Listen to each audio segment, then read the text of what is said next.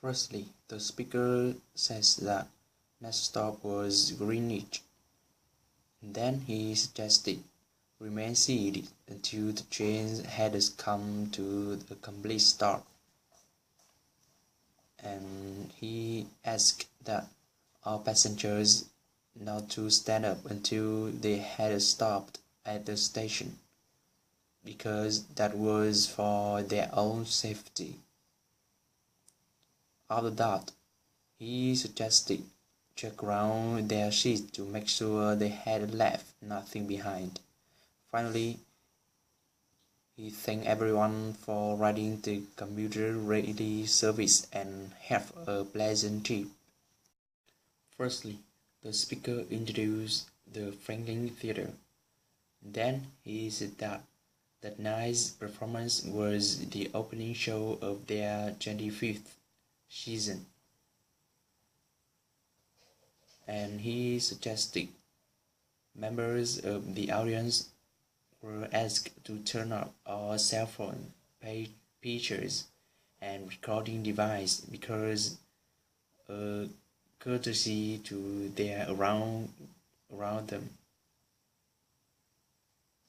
Then he said that the use of camera was not permitted while the actors were on stage.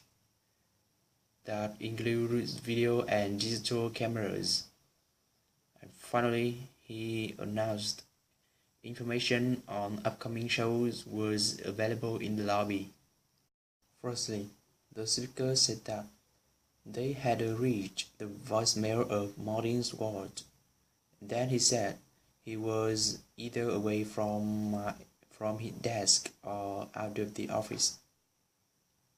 And next, he said that if they could like to make an appointment, he suggested press 1 to speak with his assistant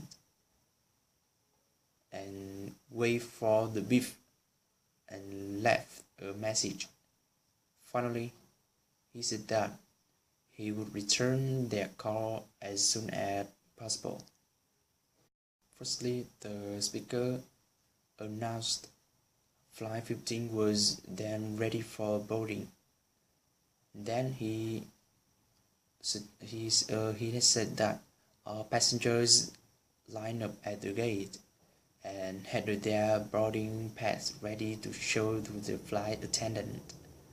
Next, he said that let a flight attendant know if they were traveling with small children or need special assistance boarding the plane. And if their carry-on bags were too large, he said that they had to be asked to check them. And finally, he reminded that they could lie to remind you that if that was a smoking flight.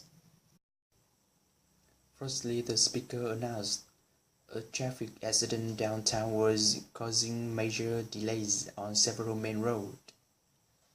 Then he said that drivers were asked to avoid North State Street and use Constitution Avenue instead if they must drive downtown. Even on Constitution Avenue, however, they might still experience some delays. Finally, he said that officials expect the delays to last for several hours. Lastly, the speaker thanked everyone for calling counterweight computers. Then he said that all of their lines were busy then, and he said that if they want to reach technical support, he suggested hang up and dial a new telephone number.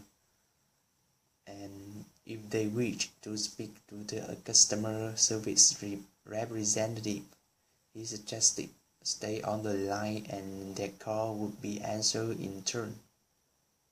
Finally, he said that there was a wait of approximately 5 minutes.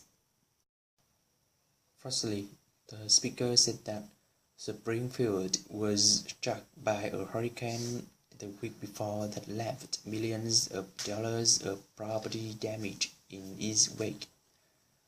And then he said Thousands of people had been left homeless and could expect to spend several weeks living in shelters.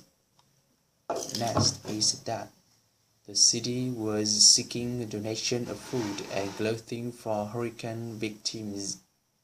And finally, he said that if they could like to help, he suggested send their donations to the Springfield Rescue Committee.